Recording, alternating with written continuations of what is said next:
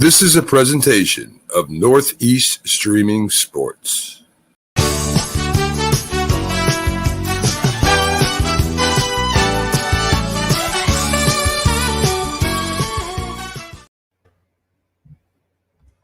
You are watching Frankly Speaking Sports, live from Charlotte, North Carolina.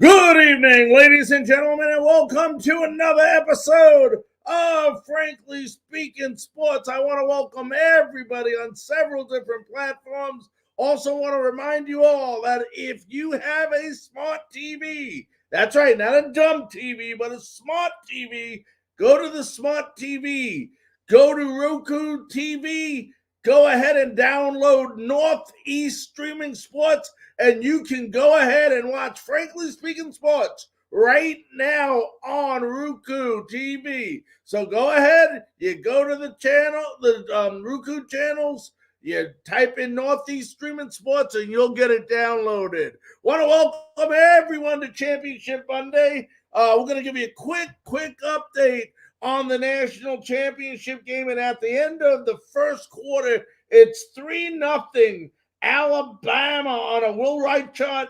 37-yard field goal for Alabama, the only scoring in the first quarter. Nothing too exciting of a first quarter, but Alabama is leading the game by a score of 3-0. But boy, do we have some NFL football to talk about tonight, folks. The NFL playoffs have been decided. The pairings are all set. And we're going to talk some NFL football right now. We're going to go over some of the games yesterday, some of the playoff games, and then obviously on Tuesday evening, being tomorrow and Wednesday, we will break down all of the wild card weekend matchups that are coming up. There's 2 games Saturday, 3 Sunday, and then 1 game Monday night, a Monday night playoff game for the first time in, I think, ever. There's been a Monday night game where it was a playoff game. So we'll break that down for you. But I'll tell you what, folks, for those of you that love, football, yesterday was an unbelievable day for you. Unbelievable day. And we're going to start you right off. It started with the Colts. The Colts needed a win to get into the playoffs. You're playing Jacksonville. You beat one of the worst teams in the NFL, and guess what? You go to the playoffs. So what happens? They lose. That's right. All Indy had to do was win, but Trevor Lawrence had a way different idea as he threw 23 of 32, 223 yards, 2 touchdown passes, and the Jaguars upset the Colts and knock them out of the playoffs. It didn't get any better. And for those of you fans that were in the Tampa Bay area or the Carolina area, felt bad for you yesterday because this Steelers game, the Steelers needed a win combined with a Colts loss and the Chargers and the Raiders not to tie. So what does the local affiliates do in Charlotte and in Tampa Bay? Game going to overtime. They switch it to the Buccaneers and the Panthers of all time. But anyway, Steelers needed a win. It took them to overtime. Latavius Murray of the Ravens tried to do everything possible to keep the Steelers from getting the playoffs as he rushed for 150 yards and 1 touchdown. But it wasn't enough. Big Ben brought the team back 30 of 44, 244 yards, a touchdown, and an interception. It's overtime, baby. 13-13. 2 minutes left in overtime. Chris Boswell from 36 yards out. It's good. It's good. The Steelers are in line to go to the playoffs, barring a tie between the Chargers and the Raiders, which we'll get to in a moment. Then it's the 49ers and the Rams. The Rams win With a Cardinals loss, the Rams go ahead and win the division. What happens? Let me tell you what happens. Nothing's easy in that Western Division in the NFC South. Jimmy G, 23 of 32, 316 yards, 1 touchdown. He did throw 2 interceptions, but with 2:48 left in OT again, another OT game. Robbie Gould, 24 yards out. It's good, and the 49ers knock over the Rams. But the Cardinals could take advantage, win the NFC West, but it didn't happen. Seattle, 38. The Cardinals, 30 as quarterback Russell Wilson possibly playing in his last game as a Seattle Seahawk. 15 of 26, 238 yards, 3 touchdowns and an interception, but running back Rashad Penny was the man of the game.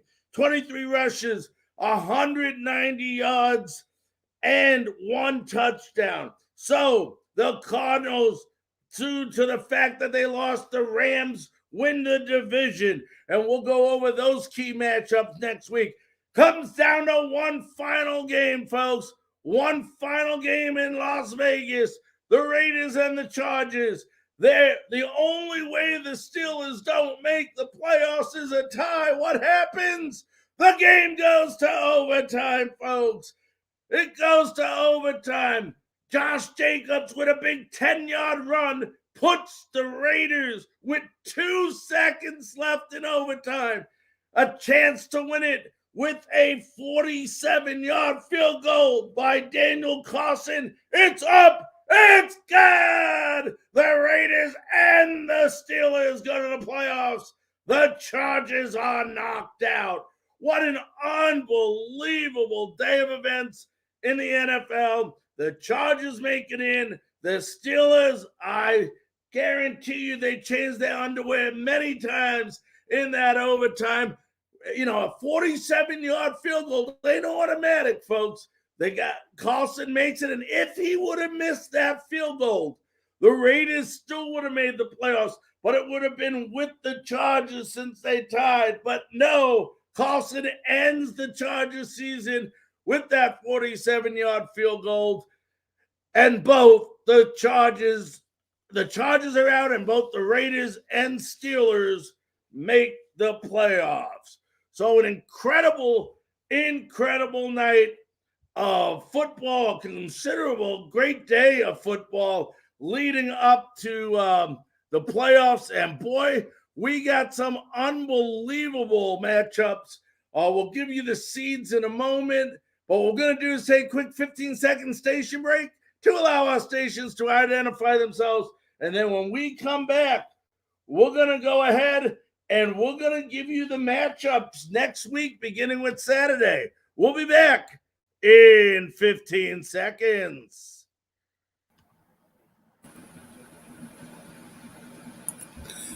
This is a presentation of Northeast Streaming Sports.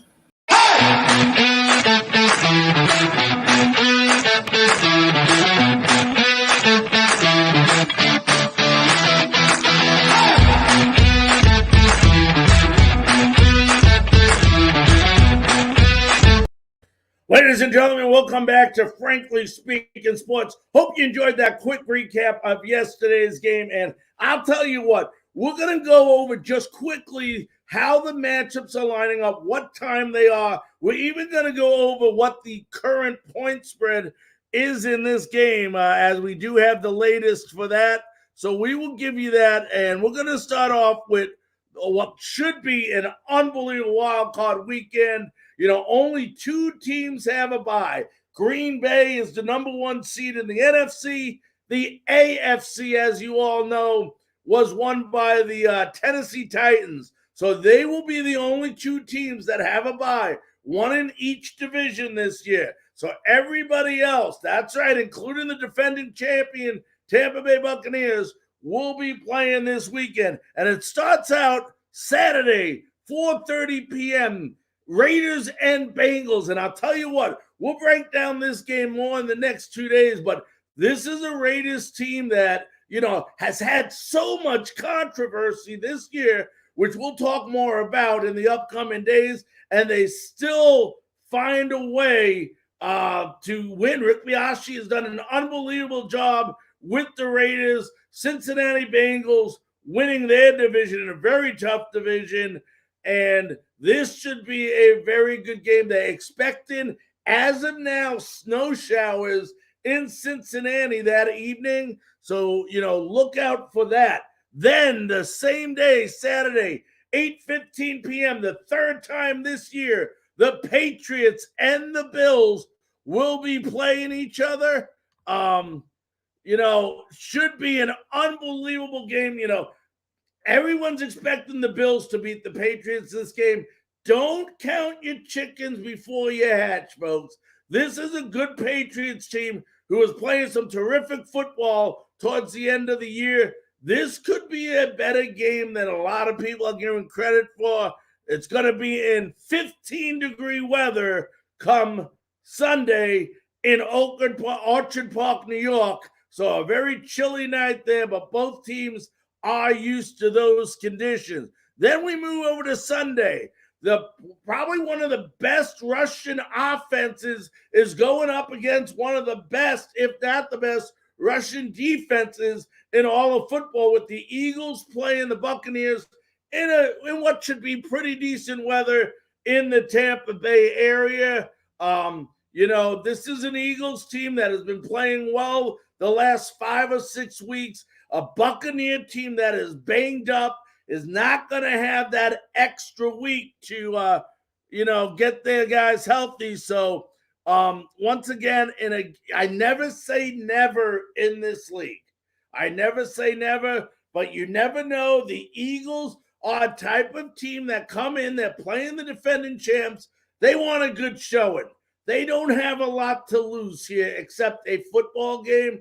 They can come in unexpectedly. The Buccaneers, who sometimes do not always play up to their competition, you never know what can happen in this game. And then a better game that I like that afternoon is the 49ers at the Cowboys.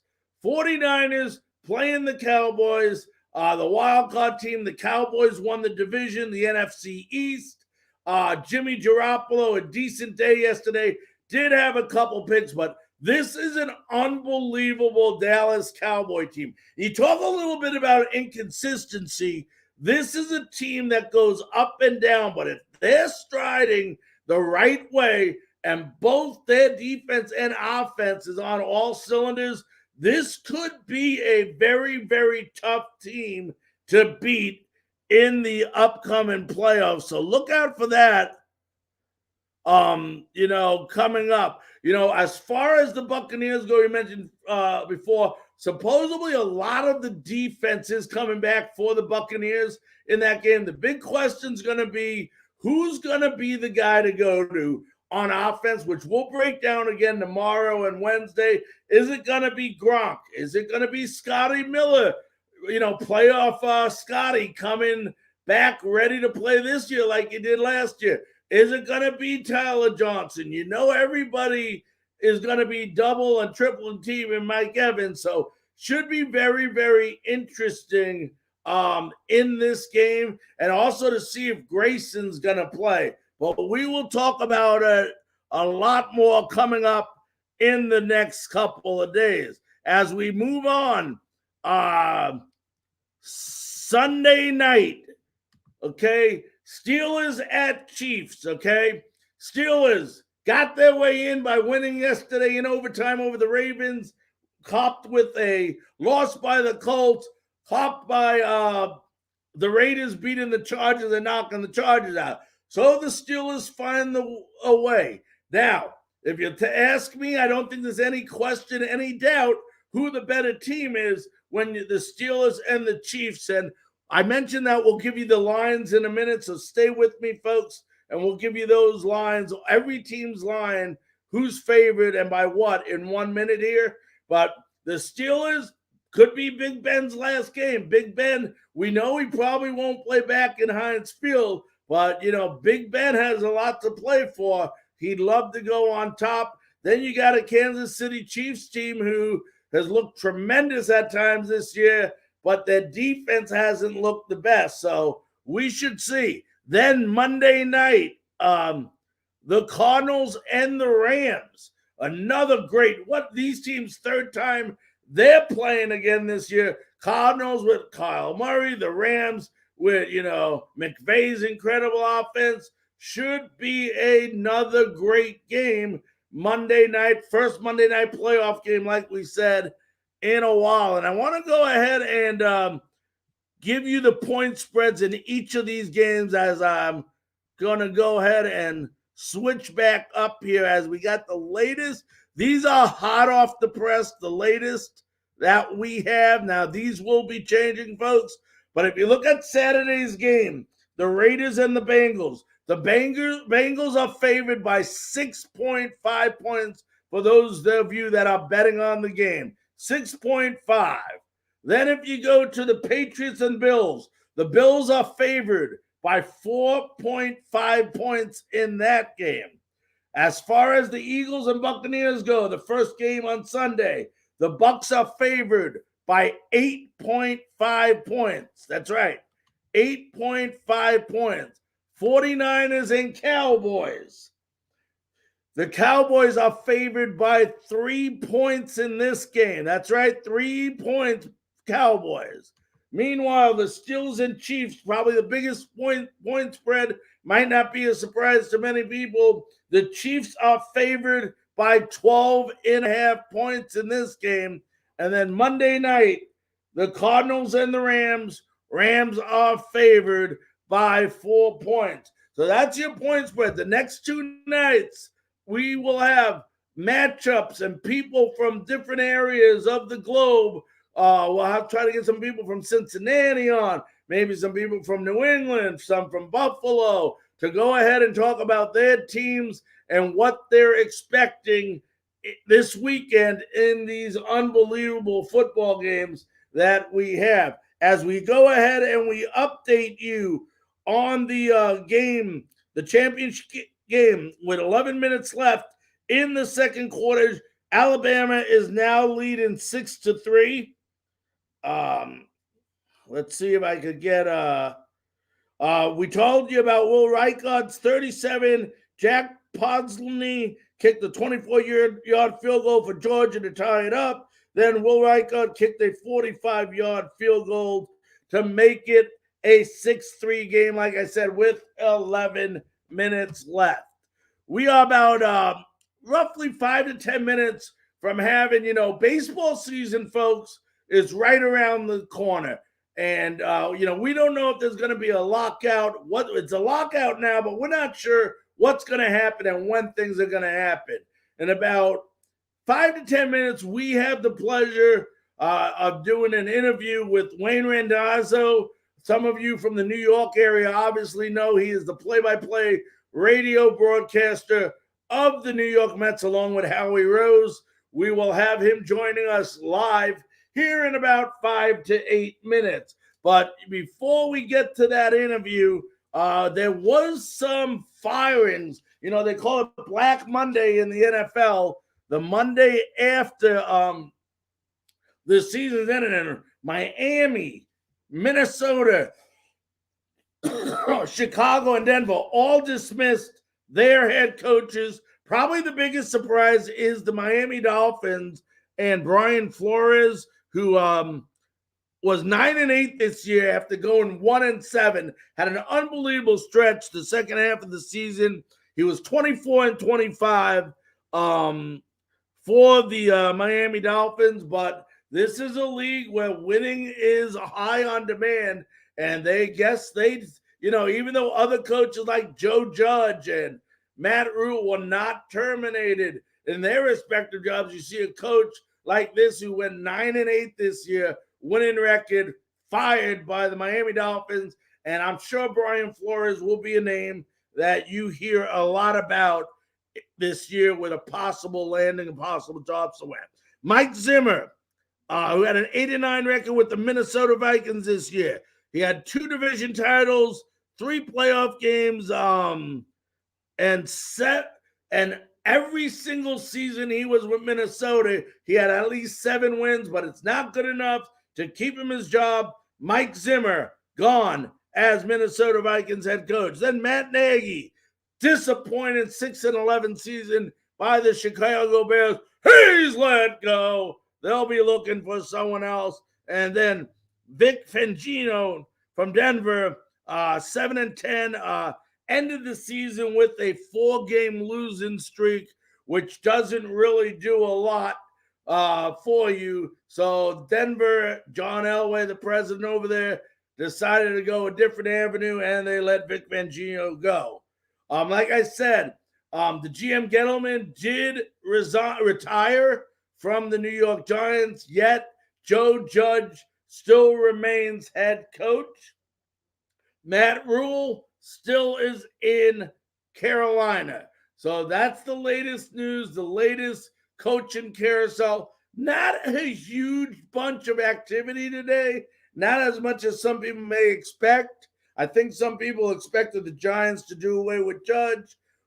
They weren't sure what was going on with Rule, but we've been reporting on Frankly Speaking Sports now for the last 3 weeks that Matt Rule was not going to be let go. Inside sources told us that he would remain the head coach for 1 more year. So unless something drastically changes where David Tepper or Scott Fitterer, the GM of the Carolina Panthers, change their mind, Matt Rule will be back for year number 3, and they're supposedly looking for this unbelievable rock star of an offensive coordinator. We shall see who that will be coming up shortly. So we got a lot of Buccaneer fans. Thank you for being on tonight. Going to definitely talk about the Buccaneers in the next 2 days. We're going to get some people from Tampa. We're trying to get Greg Orman on with us over the next 2 days and some other folks as well. Trying to get Michael Clayton on. So we'll see what we can do to get some of these folks on here for our show the next 2 days to talk about the Eagles and Buccaneers. And we'll try to get even maybe a couple former football players from those teams respectively on with us. Ladies and gentlemen, we are about 3-4 minutes away from Wayne Randazzo joining us live. We do have a comment section. Please, as always, feel free to leave comments. Want to remind everybody, we are on Roku TV. Please, if you like to watch Frankly Speaking Sports on Roku TV, all you have to do is go to your TV, hit search for the channel on Roku TV. You type in Northeast Streaming Sports, and then 9 p.m. Monday, Tuesday, Wednesday. That's right. We're prime time, baby. You can go ahead and watch all of our shows on Roku TV. We are so happy to be part of it and part of Northeast Streaming Sports as well. As we go ahead and we take some of these things down, we're going to go ahead, take a quick break, and when we come back, New York Mets play-by-play radio broadcaster Wayne Randazzo will be joining us live on Frankly Speaking Sports. We'll be back right after this. You are watching Frankly Speaking Sports, live from Charlotte, North Carolina.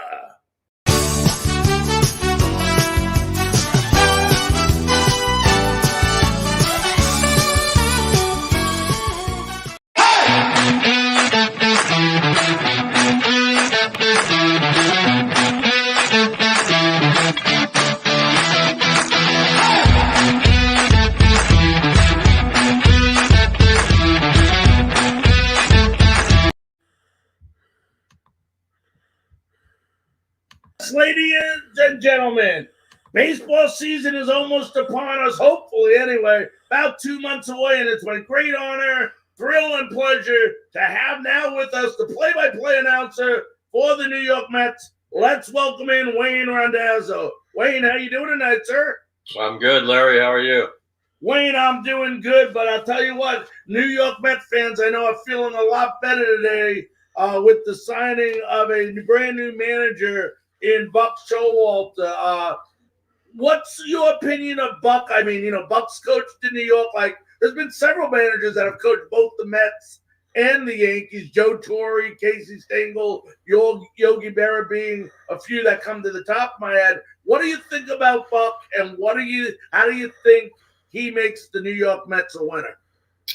Yeah, I think Sandy Alderson, said it best earlier that for the guys who were available, this was as close to a perfect hire as you could get for the Mets. I feel like this team really needed some guidance and some leadership from what happened last season. It seemed to be missing at times, whether that was because of the players in the clubhouse or the right fit in the manager's role. Whatever the case may be, it seemed like the Mets were lacking leadership in certain areas. And they've done a lot to address that, not only with a new manager in Buck Showalter, but a new general manager. Billy Epler comes in, and all the guys they've signed so far all seem like guys who are going to be very helpful in the clubhouse. Guys like Max Scherzer, who we know what his intensity brings to the table, and, of course, his Hall of Fame talent. Eduardo Escobar's been nothing but a great clubhouse presence throughout his entire career. Same for Mark Canha and Starling Marte. So they really emphasized making this a better community for the 2022 season. And I think Buck Showalter really brings it all together as the guy to really lead the way in the dugout and in the clubhouse.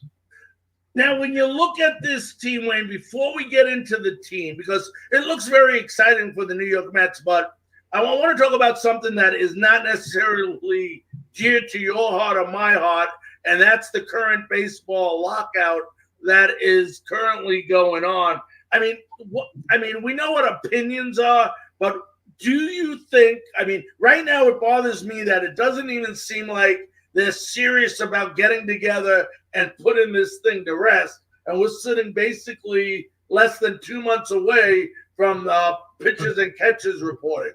What's your opinion of this lockout? And, obviously it's a guess, but do you think we'll be playing baseball come February, or do you think we'll be on strike? Well, it's a lockout's a little different than a strike. The owners have locked the players out. It's a move they didn't necessarily have to make, but that they did, hoping to create some urgency that you're talking about with regard to, making these negotiations and getting things done on time. The real urgency will come if nothing is done by February 1st. I think they'll have the entire month of January to talk and get on the same page, and hopefully they'll use that time. They really haven't done a whole lot of talking or negotiating since the lockout began on December 1st or December 2nd. So they really need some time to get together and do what it takes to make a deal before February 1st. Now, if it does get to that point, then the real urgency will kick in, because then you'll start hearing more about missing spring training games. And nobody really wants to do that. I think that the players realize that they need as much spring training this year as possible, especially coming off what's been a very unusual year and a half in Major League Baseball and throughout the world.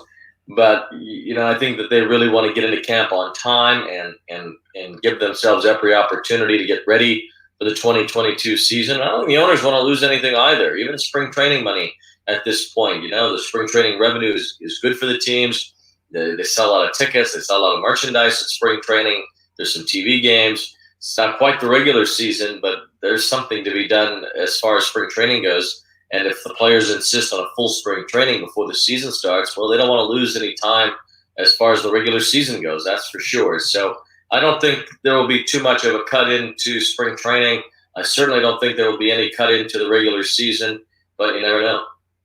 Now, Wayne, how important, what happened 2 years ago, the bad taste with the negotiations during COVID, put a real bad taste into a lot of fans' mouth with what was going on. They really didn't care if it was the owner's fault, the players' fault. They cared that there was no baseball at a time where we really needed baseball to take our mind off it.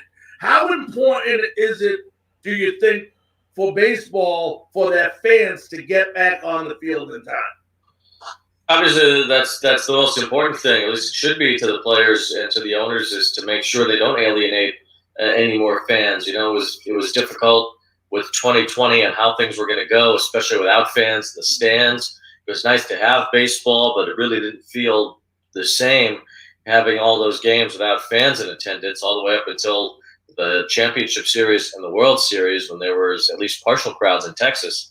But, I think that now that things are able to, from a fan standpoint, be normal and be able to be at the games and have sellout crowds, and hopefully that's still the case come April, that, we want to have a full opening day. When's the last time baseball had a full opening day? 2019. So it'll have been 3 years since there was a real opening day in Major League Baseball with full crowds everywhere throughout the country. And I think baseball owes its fans, after what's been really a tumultuous time, to get out there and be available for the entire season and give fans that opening day experience and do it right, for a baseball season that we really haven't seen in a couple of years. Now, you talked about Max Scherzer a little bit earlier. Now it puts together the New York Mets, without a doubt, have the best 1-2 punch of a starting rotation. Obviously, Max Scherzer, Jake DeGrom, you can't say enough about those two. But after that, in the starting rotation, they still need a little help, don't they, going into 2022? Yeah, I think that there are some things that they could still improve on, including starting pitching. Even though they did get Scherzer, there's still you still need to have some depth. We've seen that time and again with the Mets. You really need, for 162 games, to have 8 to 12 starting pitchers that you're going to use. Now, some of those guys will be depth pieces in your own organization. Guys like David Peterson and Tyler McGill stand out as a couple of guys who were fairly impressive as rookies the last 2 seasons, and maybe they'll have a chance to be part of that depth, and they should. But, behind Jake and Max, now you have Carrasco, you have Taijuan Walker, and, you've got a starting rotation that looks good on paper. But I still think you need a little bit more in the depth department and really be able to find that key number 5 starter, even if it's a guy that maybe you're taking a chance on or might be coming back from an injury. Just to have some options would be good for them in the rotation. They've really done nothing to their bullpen. Aaron Loop left, signed a good contract with the Angels. Jerry's Familia is still a free agent. So they got some holes in the bullpen they need to tighten up.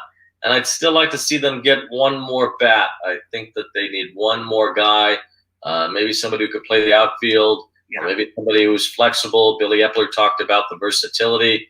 A lot of that points to Chris Bryant. I don't know if they want to make that big of a splash. Maybe. Bryant certainly will be able to hold down third base until those 2 young players are ready. Brett Beatty is supposed to be the third baseman of the future. Mark Vientos is not far away either. So Chris can hold down third, and then he could go play the outfield. Bryant's versatility gives you a lot of room to do whatever you want. And I'd love to see them get Chris. So we'll see. I don't know if that's the play necessarily or somebody else, but I think the Mets are still going to be pretty active once the lockout is over. Now, you added, like you mentioned, Eduardo Escobar, 28 home runs last year, and an infielder. I mean, Alonso's set at first. Lindor is probably set at shortstop. How do you see him fit into the mix? You still got McNeil on the team. You still got J.D. Davis. How does Escobar fit into that infield? Well, don't forget you have Robinson Cano coming back as well. He's still got 2 more years on his contract, and he'll be back with the 2022 team. So, Escobar is an interesting piece because he primarily plays third base, but he can play second base too. Yep. So I think really what he gives you is more versatility. If the roster is as it is right now, if Davis is still there or if McNeil is still there, you could move Escobar between third and second. And some days if you want McNeil in there at second base, Escobar could play third. If you want Davis in there at third, Escobar could play second. So his versatility, plus he's a switch hitter, he really does bring a lot to the table as far as being able to move around and produce. I think the Mets have done a good job getting guys who can be valuable to them as far as playing multiple positions. Mark Canha can do that as well. And I think that's something the Mets really are going to lean on. Even if it's a DH league, it seems like mixing and matching will be part of what Buck Showalter will have to do as the team's manager. Now, we mentioned about outfield a little bit. Sterling Marte, terrific pickup. I love that pickup. How do you see the outfield panning out for the Mets come opening day? They really were impressed with the way Brandon Nimmo played center field last year. They backed him up a little bit. Marte's faster than Nimmo, and maybe Marte's the better center fielder. Marte's getting up there in years too. He's 33, so he's not exactly a young man out there in center field, but I'm sure he can handle it. He played it in Oakland, which is a much bigger outfield than New York, and Miami as well is a bigger outfield. So I think Marte can handle center field. Just depends what they want to do with Nimmo. I think whichever one doesn't play center will play left. And that kind of leaves right field open for Mark Hanna to get some opportunities out there. But I think that's really the position where they still need to look around and feel like they can fill. Now, McNeil can play left field. Dominic Smith is still on the roster. He could play left field. And you could move Nimmo or Marte to right as well. So one of those corner outfield positions, I think, is where you might have some space to find that bat. Or they could just go with what they've got. But I do think that the Mets really want to go into the regular season feeling like they've got a pretty fully loaded team. I don't think that they want to mess around with, we can make a move later. I think they want to feel like they've got it covered from the beginning of the year. And then, of course, at the midseason point, you can figure out what you might need. Maybe an injury popped up. You need to replace somebody. That's fine. But, DeGrom has a chance to opt out of his contract after 2022. So you only have one guaranteed season, one, with Jacob DeGrom and Max Scherzer in the starting rotation together. So you've got to make the most of it. You have to try everything you can to win in 2022 with those two guys anchoring you. Yeah. Now, last year, disappointing year. They started off great, up all the way, to the All-Star break. Then Atlanta just took off with making some unbelievable trades over there. Sapopoulos just went crazy, brought some guys in, and they won the division. What went wrong the second half of the season for the New York Mets? Well, a lot of things. I think the injury certainly caught up. DeGrom didn't pitch at all after the All-Star break. That was important. You could have made the case he was the first half MVP with the way that he was pitching and even the way he was swinging the bat during his starts. Had the ridiculously low ERA. A record-setting type season could have been in front of DeGrom, had he finished it. But that's not the way it turned out. He didn't pitch at all in the second half, and that was a huge piece the Mets were missing. They never got Noah Syndergaard back. Carlos Carrasco, when he was out there, wasn't particularly effective. The starting pitching completely disappeared for them. The starters only won between over a 2-month period. They won only like 5 games in the mid to late parts of the season. Marcus Stroman, I think, did a good job, and Taijuan Walker fell off in the second half. So they really lost it as far as their starting pitching was concerned. Hitting was a concern all year. The guys never really got going. Conforto never picked it up. Dominic Smith never picked it up. The guys that they really were counting on. Lindor had a good second half when healthy, but then he spent some time on the injured list with that oblique injury. That cost them. Javier Baez ended up being their best player for the last month or so of the season after they picked him up in a trade. But that wasn't the way it was designed to be, and they just didn't have enough firepower. Frankly, if you look back at their record in August and September, they were playing at a 100 loss or more clip.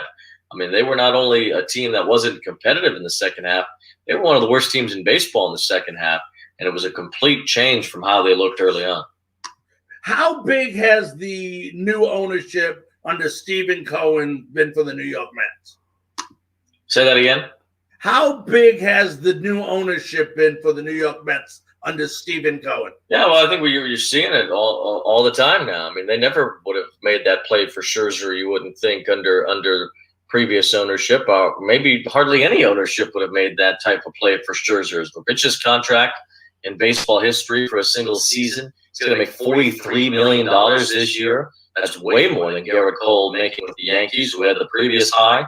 So being able to go above and beyond is something that I don't know many owners in baseball, whether it's previous owners or current owners, could have done such a thing.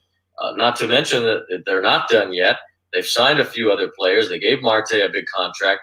They're just able to compete at a higher level. Mark Canha probably got 3 or 4 more million than he was expecting. Same for Eduardo Escobar. Not huge numbers in the grand scheme of things for a baseball team, but to those individual players it was, and it made them sign with the Mets. Same thing with Starling Marte. Maybe got a little bit more than he would have elsewhere. Scherzer got a lot more than anybody's ever made in the history of the game over the course of 1 year. So it's helped out in those ways as we expected it to. But I think it's also helping out in the ways that are behind the scenes more. They're being able to fill out their scouting and their analytics departments. They've got a full-size analytics roster now as compared to where they were a couple of years ago when they had virtually nobody running that department. I mean, they had one or two guys, and that was it, well behind what other teams in baseball were doing. So you're seeing it in those areas, and I'm sure there will be many other ways where Steve Cohen's big bucks comes in to change the outlook of this team. But first and foremost is how they put together the team on the field, and I think he's committed to being a winner. I don't think he was very happy with the way last season turned out, and it was just a really tough second half for that club, and I think it really fell apart in an unexpected way. And I think Steve Cohen's going to try to do everything he can to make sure he never sees anything like that again. We're talking to Wayne Randazzo, play-by-play announcer for the New York Mets. Couple more questions before we let you run. Safe to say, Wayne, that the Atlanta Braves are still the team to beat in the East? Well, they really need, and I don't know why they haven't. Maybe they'll sign somebody else, but they need to figure out what they're doing with Freddie Freeman. I can't imagine that they're going to let Freddie go somewhere else. Freddie has been a part of that organization for over a decade. He was a huge part of them winning the World Series last year, and a big part of their constant success. They've been a pretty good team last 5 or 6 years, and Freddie's been in the middle of all of that. So, if you let him go, how does that change everything? How does that change the clubhouse? How does that change how the team feel? I think it would just be a shock if Freddie Freeman is not back with Atlanta. But let's say that he is, and he does go back to the Braves, and all is well there. We don't really know what Mike Soroka is going to look like. You assume that they'll have a full year of Acuna, but they're still going to be hurting for starting pitching. They're still going to need to figure things out in terms. Some of those guys they brought in during the trade deadline are not going to be back. Marcell Ozuna could be back. So it's going to be a little bit of a different look than how they finished the year going into the season. That said, they are the defending world champion. They've won this division 3 years in a row. So, yeah, I would say as long as they bring Freeman back or sign someone else that's as good, which there aren't many people as good, but you could sign someone else to play first base, then I think that they'll still be the favorite in the division. But it'll be hard to pick against the Mets, or at least we know that the Mets are going to give Atlanta everything that they have going into next year. Now, Wayne, before I let you run, I have to ask you this question. It's been long overdue, as many people know. Gil Hodges finally getting in to the Hall of Fame. I mean, talk about what it means to New York Met fans everywhere to have this day finally come to fruition.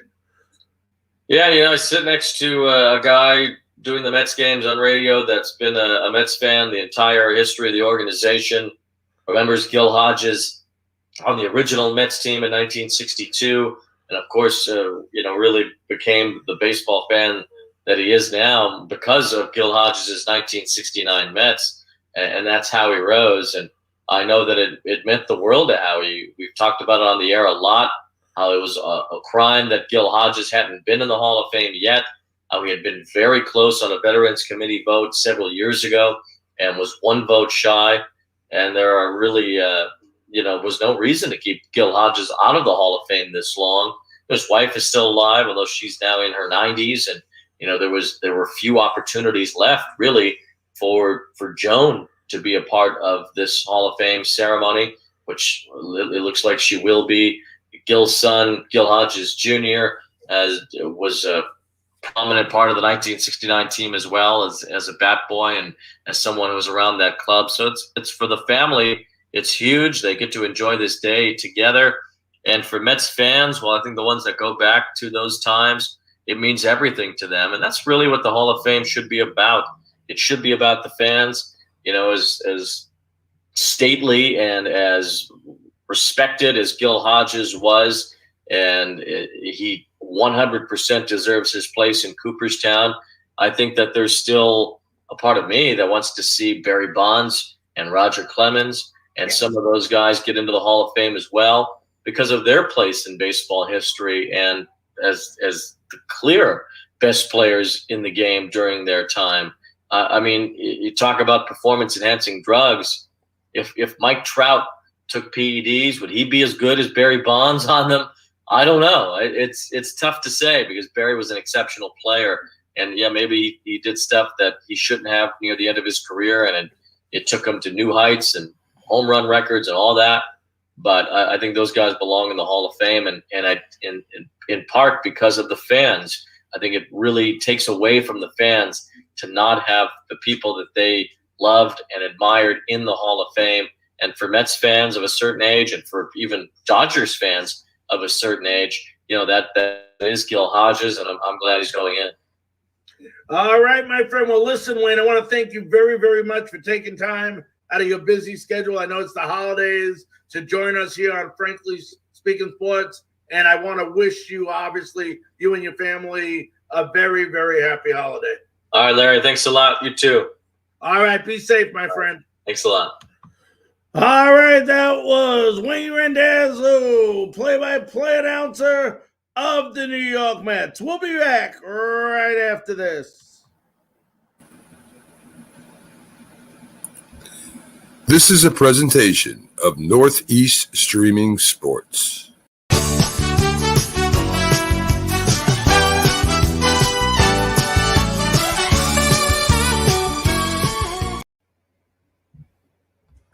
You are watching Frankly Speaking Sports, live from Charlotte, North Carolina.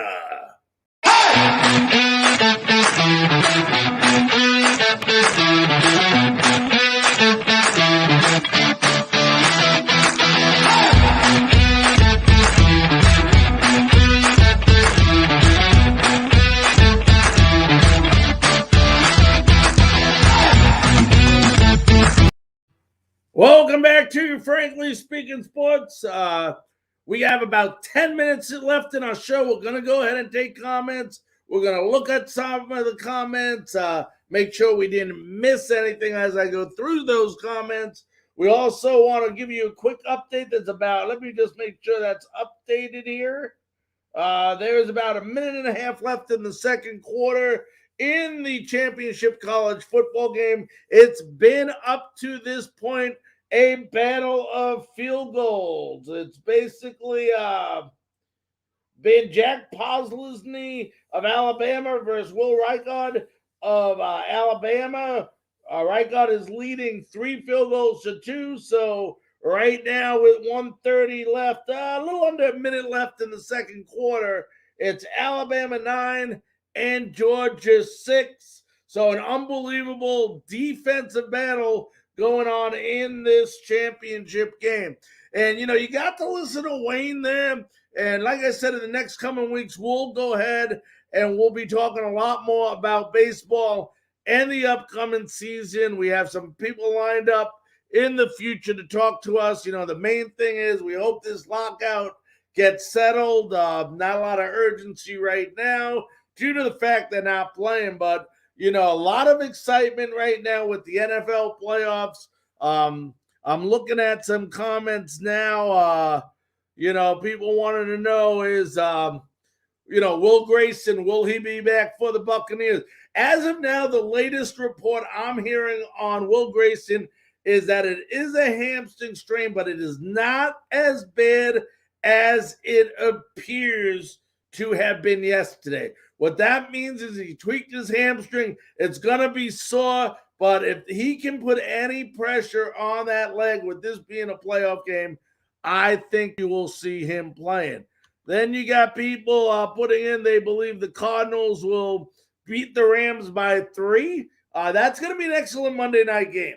An excellent Monday night game. This will be the third time this season that both teams are playing each other. Okay, and then you got the Chiefs and Steelers playing.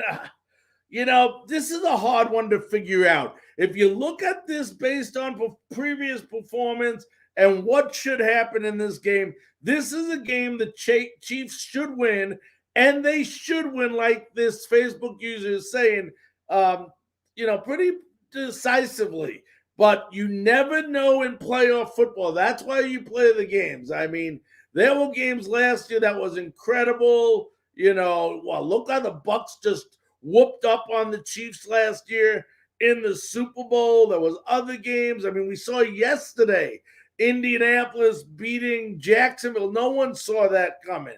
Just you never know in the game of football on any given day, any team can beat any other team. So once again, it's going to be based on, weather is not going to be a factor in this game. Both teams are from up in the cold.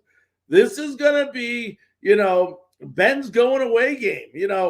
Does he have enough drive to push this team? Does this team have enough drive to push themselves one more game in the playoffs by upsetting the Chiefs, who are favored, like we mentioned earlier, in this game by 12.5 points? So it's not just this Facebook user who's thinking this. Vegas is saying the same thing. Then you got people with the Cowboys, by 14. I once again, the Cowboys should win, but you never, ever know. When you look at this Cowboys game, I believe they're playing the 49ers. I will never count out. I was the one, if you go back and listen to my preseason show, I said that San Francisco will get back to the playoffs. Okay? I made that statement only because they just had so many injuries last year.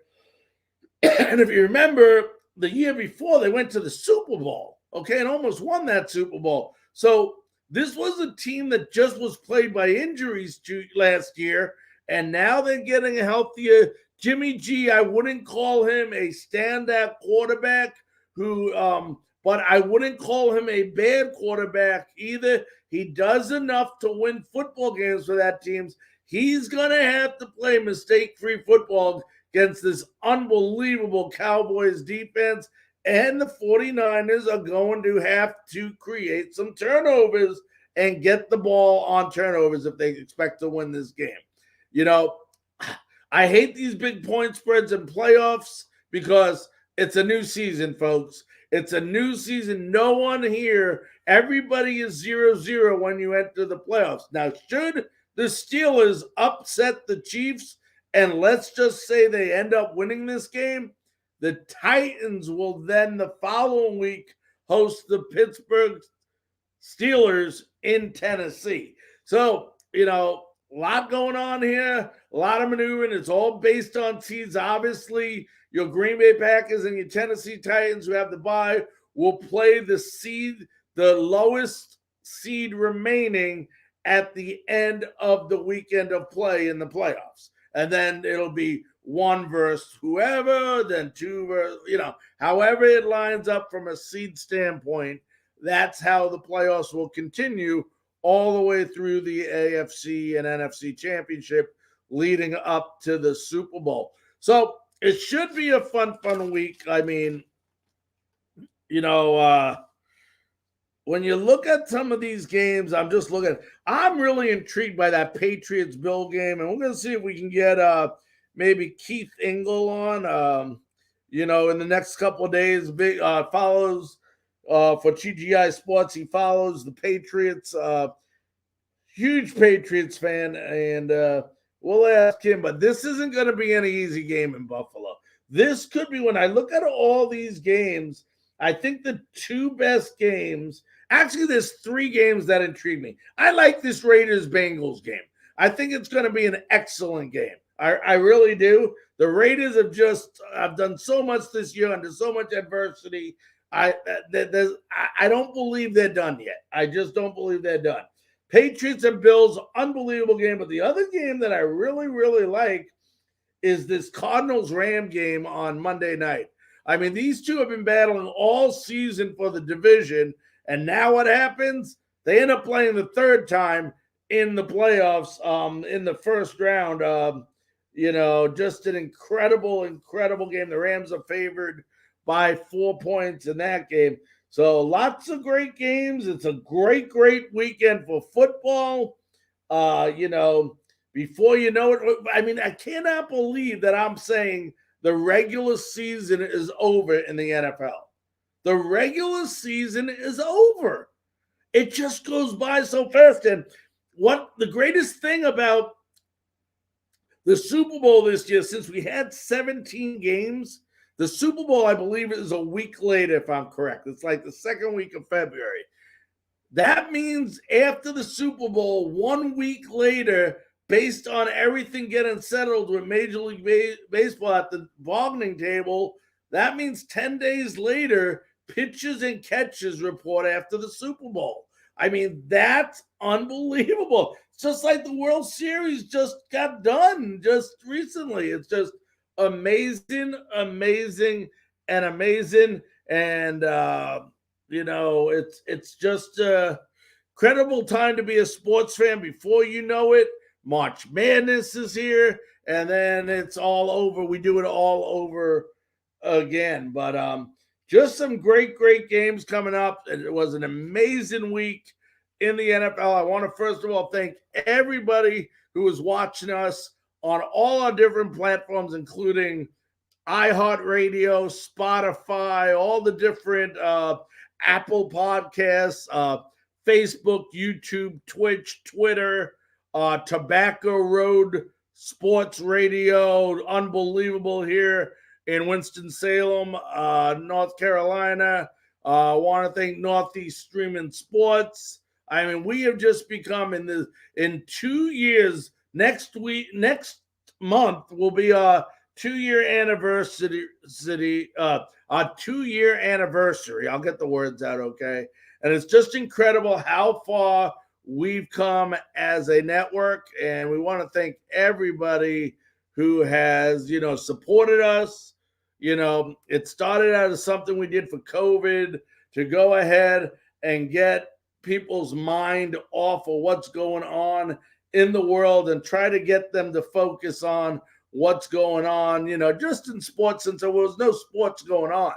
And it just kept growing and growing and growing. And the next thing you knew, we started, and I'm not going to get credit, but a lot of people tell me this, and I thank them very much. It's not a matter of ego or anything, but we were one of the first ones to start the interviewing process with former players and different things on our channel, and people went ahead and followed, and the industry has just kept booming. So for all of you folks that, showed interest, love our interviews, we want to thank you very much for staying with us through these last 2 years. And as we know, things are just going to continue to get better, and better. Reminder, tomorrow night, 9 p.m. Eastern Time, and Wednesday, 9 p.m. Eastern Time, we will be back on all of our Frankly Speaking Sports networks,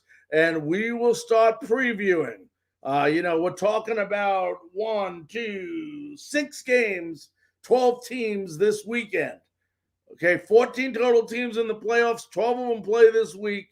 We will go ahead and give you a rundown and preview of the upcoming games. We'll probably do it in, 2 shows. We'll do 3 games tomorrow. I'll pick which ones those are, and probably 3 games on Wednesday. And then, of course, we're not back till Monday night again.